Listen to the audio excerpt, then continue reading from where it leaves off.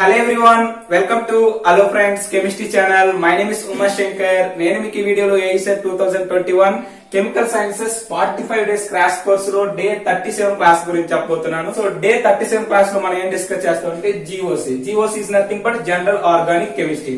So general organic chemistry నుండి మనకి ఏఈసెట్ ఎగ్జామినేషన్ పాయింట్ ఆఫ్ వ్యూ వచ్చే బిట్స్ అనేవి ఏ విధంగా ఉంటాయో డిస్కస్ చేయబోతున్నాడు. Okay, so now start this section, see this board.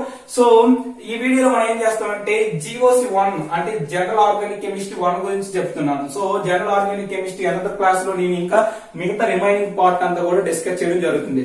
Okay, so ఇప్పుడు చూసుకున్నట్లయితే first important point LPG. So LPG is nothing but liquefied petroleum gas.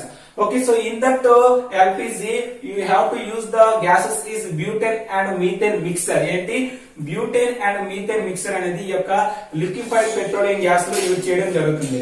Okay, so in CNG is nothing but compressed natural gas.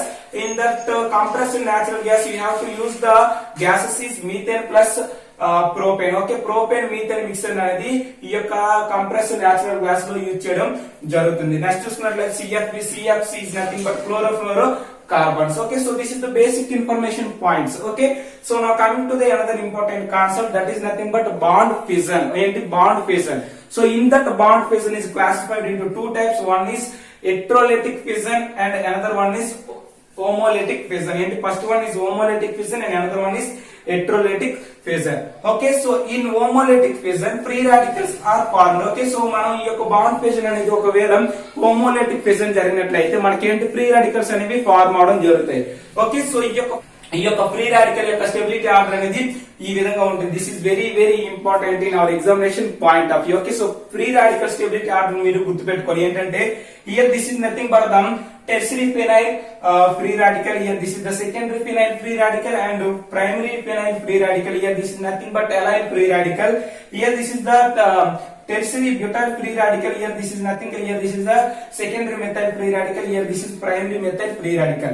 Okay, so ఇవి ఏంటంటే మనకి ఏంటంటే order of stability of free radical. Okay, so order of stability of free radical అనేది ఈ విధంగా ఉంటుంది. Okay, so మనం చూసుకున్నట్లయితే టెర్షియరీ మెథైల్ ఫ్రీ రాడికల్ అనేది most stable with compare to the secondary and primary methyl free radical. Okay, so in free radical the hybridization of carbon is sp2. This is very important point. మనం free radical లో చూసుకున్నట్లయితే carbon యొక్క hybridisation ఏంటి ఉంటుందంటే sp2 hybridisation అనేది ఉండడం జరుగుతుంది.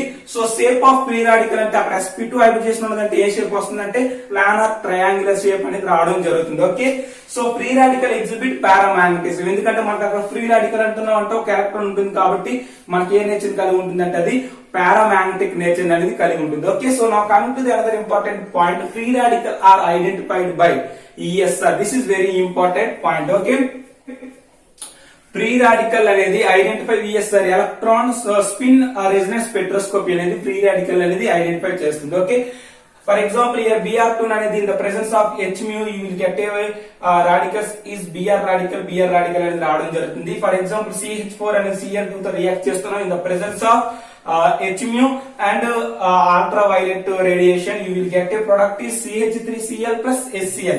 Here this is nothing but the free radical substitution reaction. Okay, CH4 and Cl2 తో రియాక్ట్ చేస్తున్నాం in the presence of Hµ you will get a product is methyl chloride plus HCl. This is nothing but the free radical substitution reaction. Okay, so it is also sign reaction. It follows the three steps. ఏంటి here it is also sign reaction.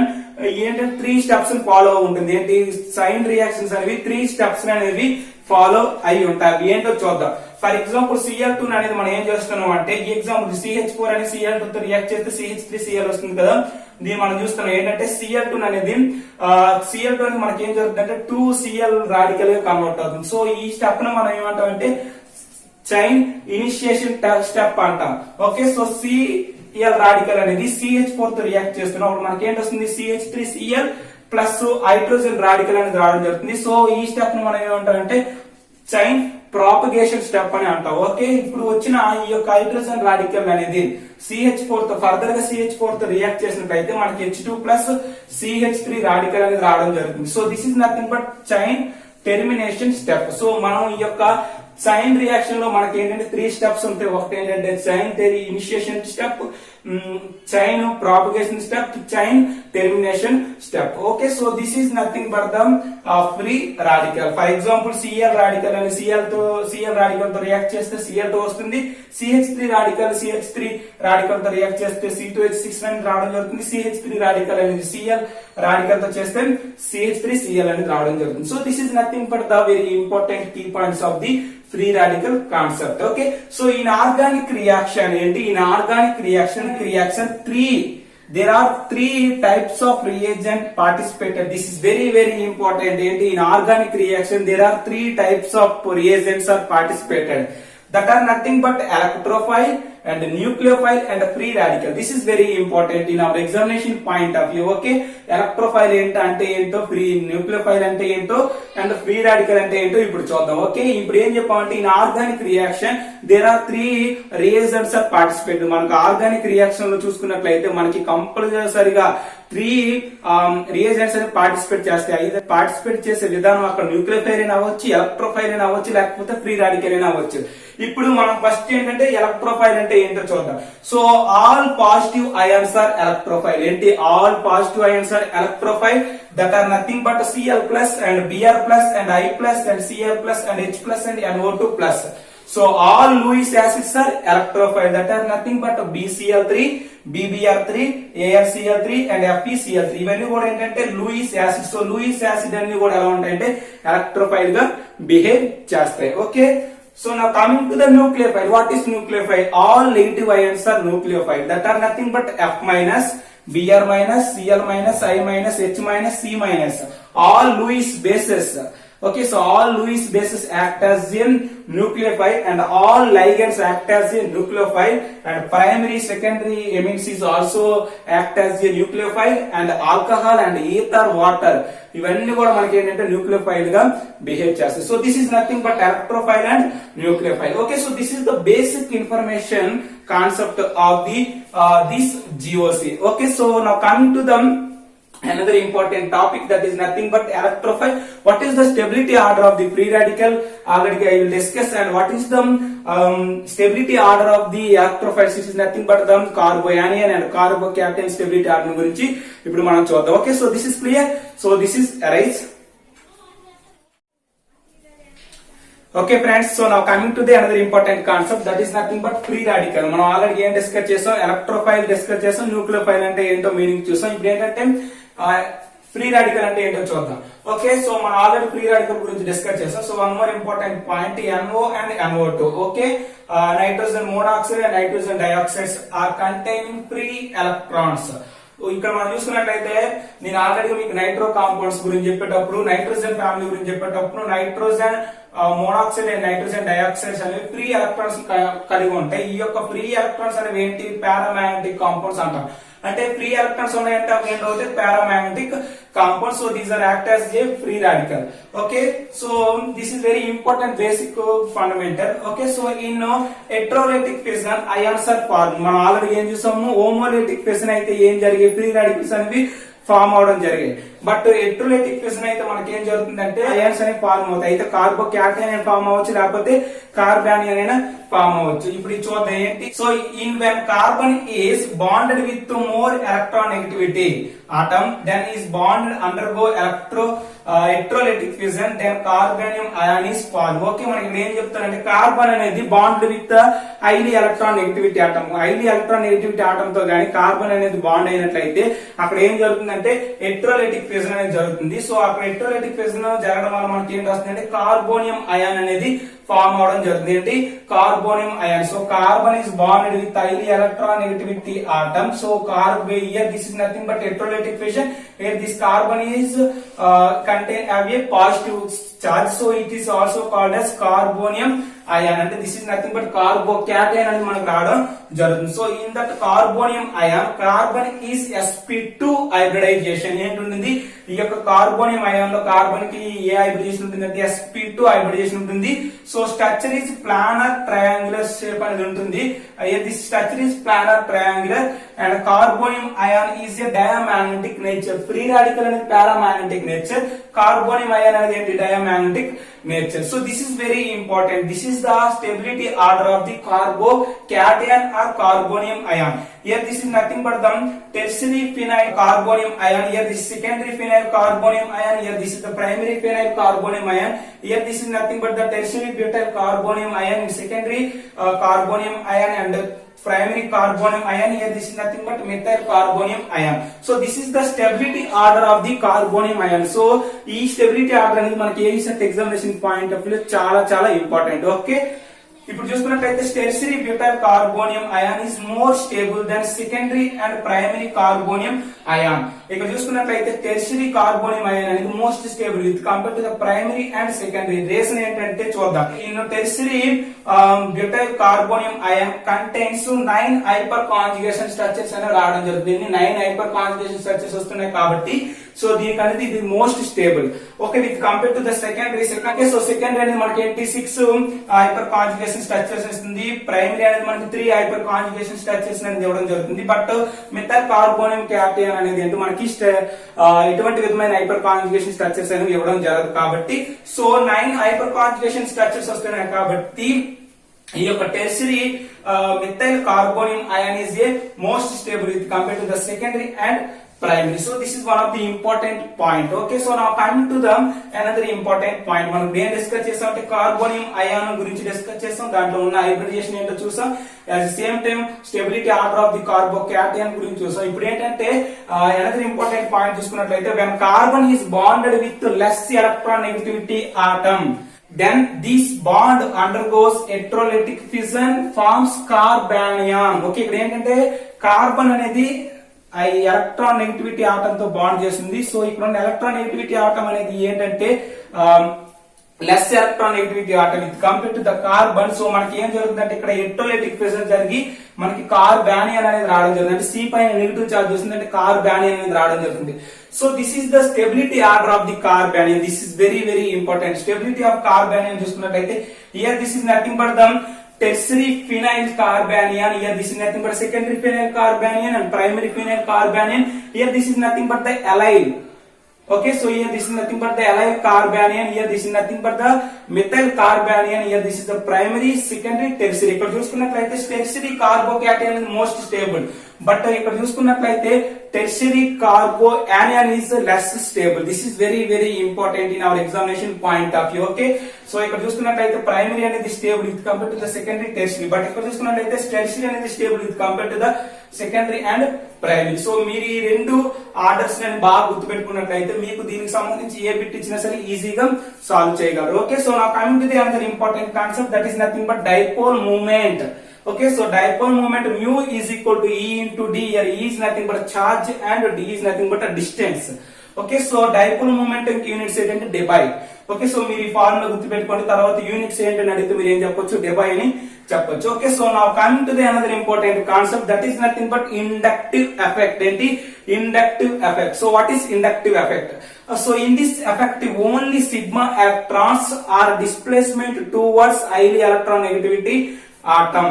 Okay, inductive effect ఏం చెప్తుందంటే only sigma electrons towards shift towards to the highly electron negativity atom వైపు కానీ ఈ యొక్క electrons sigma electrons కానీ displays అయినట్లయితే దాన్ని ఏమంటారంటే ఇండక్టివ్ ఎఫెక్ట్ అంటాం. So on increasing carbon chain the inductive effect is decreases. మనం చూసుకున్నట్లయితే కార్బన్ చైన్ అనేది ఇంక్రీజ్ అయిన కొద్దీ ఇండక్టివ్ ఎఫెక్ట్ ఏంటవుతుందంటే డిక్రీజ్ అవుతుంది. Okay, so this is the basic points of the inductive effect. So in that inductive effect is denoted by I. So in that I is two types. One is plus I and minus I effect. So inductive effects are two types ga untayi. Okati and plus I effect, second one is minus I effect. Okay, so plus I groups ఏంటంటే methyl. Here this is nothing but the ethyl. Here this is isopropyl, tertiary butyl. ఇవన్నీ కూడా ఏంటంటే plus I groups. So the order of the strength of the plus I groups. So plus I group strength ఏంటో చూద్దాం. Tertiary butyl అనేది most stable with compared to the isopropyl and ethyl and methyl. So here this is nothing but the plus I order of the strength. Okay, so plus I groups strength ఇది. ఇప్పుడు చూసుకున్నట్లయితే number of carbons increases. Number of carbons is increases, plus I effect is increases. So plus I effect అనేది increase అవుతుంది ఎప్పుడు number of carbons అనేది increase అయితే. So this is nothing but the order of the strength. Here this is nothing but the plus I groups. Here this is the definition of the inductive effect. Okay, so this is clear. So now coming to the minus I effect order and minus I groups ఏంటో చూద్దాం. So further గా inductive effect నుండి వచ్చే some examples అనేది మనం discuss చేసినట్లయితే ఈ యొక్క కాన్సెప్ట్ అనేది క్లియర్ అవుతుంది. Okay, so first of all this is clear. So this is varies. Okay friends, so now coming to the minus I groups. Okay, మనం ఆల్రెడీ ఏం చూసాము, ప్లస్ ఐ గ్రూప్ చూసాము, వాటి యొక్క స్ట్రెంత్ ఆఫ్ ఆర్డర్ చూసాం. ఇప్పుడు ఏంటంటే మైనస్ ఐ గ్రూప్స్ చూద్దాం. సో మైనస్ ఐ గ్రూప్స్ ఏంటంటే NO2 and CN, COOH, fluorine, chlorine, bromine, iodine, OH, phenol, ఇవన్నీ కూడా ఏంటంటే మైనస్ ఐ గ్రూప్. సో వీటి యొక్క స్ట్రెంత్ ఆఫ్ ఆర్డర్ చూద్దాం. అంటే ఆర్డర్ ఆఫ్ స్ట్రెంత్ చూసినట్లయితే NO2 అనేది most stable and with compare to the CN, COOH, fluorine, chlorine, bromine, iodine, OH, C6H5. So ఇవన్నీ కూడా ఏంటంటే NO2 అనేది highly electron negativity atom. Okay, so with compare to this. So this is the order of the strength in minus I groups. Okay, so inductive effect is a permanent effect. So inductive effect అనేది ఏంటి, permanent effect. So ఇప్పుడు ఏంటంటే some of the applications of inductive effect మీద వచ్చే bits అనేవి ఏఎస్ఎట్ examination point of view ఎలా ఉంటాయో ఒకసారి చూద్దాం. Okay, so acidic strength of carboxylic acids. So carboxylic acids యొక్క ఎసిడిక్ స్ట్రెంత్ అనేది అడుగుతున్నాడు. ఇక్కడ మనకి ఏంటి ఇచ్చారంటే acetic acid, monochloro acetic acid, dichloro acetic acid and trichloro acetic acid. So among these trichloroacetic acid is a more acidic. Okay, ఈ ఫోరిట్లో కూడా ఏంటంటే ట్రైక్లోరోఎసిటిక్ యాసిడ్ అనేది మోర్ ఎసిడిక్. రీజన్ ఏంటంటే acidic strength of carboxylic acid is directly proportional to the minus I groups. Okay, so ఇక్కడ చూసుకున్నట్లయితే మనకి here this is nothing but the trichloroacetic acid CCl3COH. ఇక్కడ 3 క్లోరిన్ ఆటమ్స్ ఉన్నాయి, 3 electron negativity atoms ఉన్నాయి. So 3 electron negativity atoms ఉన్నాయి అంటే అర్థం ఏంటంటే here this is very highly electron negativity.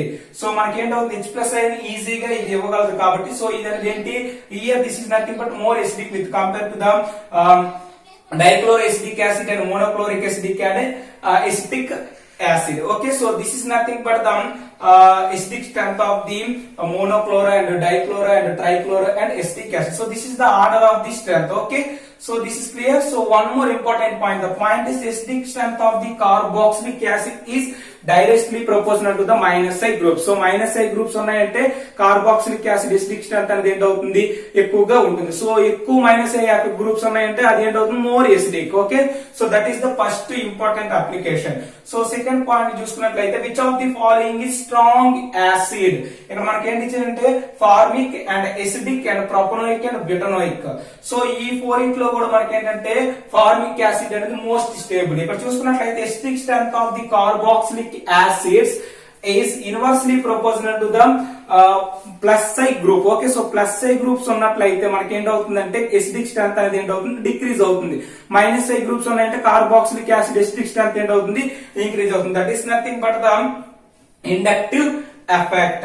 Okay, so ఇప్పుడు చూసుకున్నట్లయితే మనకి CH3 CH2 CH2 CH3 CH2 CH number of carbon atoms ఉన్నాయంటే ఏంటవుతుంది, ఇండక్టివ్ ఎఫెక్ట్ అనేది ఇంక్రీజ్ అవుతుంది. బట్ ప్లస్ ఐ ఎఫెక్ట్ అనేది ఇంక్రీజ్ అవుతుంది. బట్ ఎసిడిక్ స్ట్రెంత్ ఏంటవుతుంది, డిక్రీజ్ అవుతుంది. ఎసిడిక్ స్ట్రెంత్ ఏంటవుతుంది, డిక్రీజ్ అవుతుంది. So among these 4 formic acid is a most stable because of the acidic strength of the carboxylic acid is inversely proportional to the plus I group. So ఇవన్నీ కూడా plus I groups కాబట్టి ఇక్కడ carboxylic acid acidic strength ఏంటవుతుంది, decrease అవుతుంది. కాబట్టి formic acid అనేది most stable and more acidic with compare to the these 3.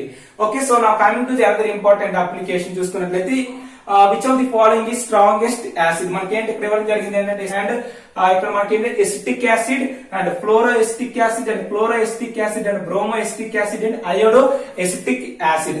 ఇక్కడ చూసుకున్నట్లయితే మనకి ఏంటంటే ఫ్లోరిన్ అనేది హైలీ ఎలక్ట్రాన్ నెగటివిటీ ఆటం. ఇక్కడ మనం ఆర్డర్ ఆఫ్ ది స్ట్రెంత్ చూసుకున్నట్లయితే fluorine is very high electron negativity కాబట్టి క్లోరిన్, బ్రోమిన్, అయోడిన్. సో ఇక్కడ చూసుకున్నట్లయితే మనకి ఏంటి ఫ్లోరిన్ ఎసిటిక్ యాసిడ్ అనేది more acidic with compare to the ఫ్లోరో acetic and bromo and iodine. Okay, so మీరు ఈ యొక్క ఆర్డర్ ఆఫ్ స్ట్రెంత్ గుర్తు పెట్టుకున్నట్లయితే మీరు ఈ యొక్క బిట్స్ అనేది ఈజీగా చేయగలరు. సో మనకి ఫ్లోరిన్ అనేది ముందు వచ్చింది కాబట్టి ఆర్డర్ ఆఫ్ స్ట్రెంత్ లో సో ఫ్లోరో ఎసిటిక్ యాసిడ్ అనేది more stable with compare to the bromo, iodo, chloro and acetic acid. So one more reason ఏంటంటే electron negativity is increases, automatically acidic strength is increases. So fluorine, chlorine, bromine, iodine. Fluorine is the highly electron negativity atom with compared to the chlorine, bromine, iodine.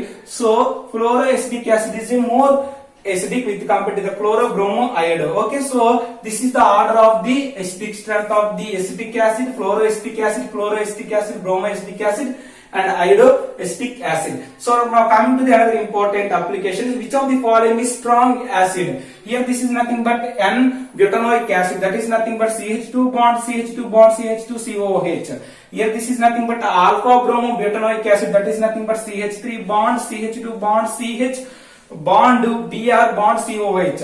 Okay, so this is nothing but the alpha bromo butanoic acid. Here this is nothing but the beta bromo butanoic acid. Here this is nothing but the gamma bromo butanoic acid. So which of the following is more and strongest acid అని అడిగితే మనం ఏం చెప్పొచ్చు అంటే alpha bromo butanoic acid అనేది more acidic. Reason ఏంటంటే ఇక్కడ మనం చూసుకున్నట్లయితే ఆల్ఫా పొజిషన్ లో బిఆర్ ఉంది, ఇక్కడ బ్రోమిన్ ఉంది, ఇక్కడ ఏంటి గామా పొజిషన్ లో ఉంది, ఇక్కడ డెల్టా పొజిషన్ లో ఉంది.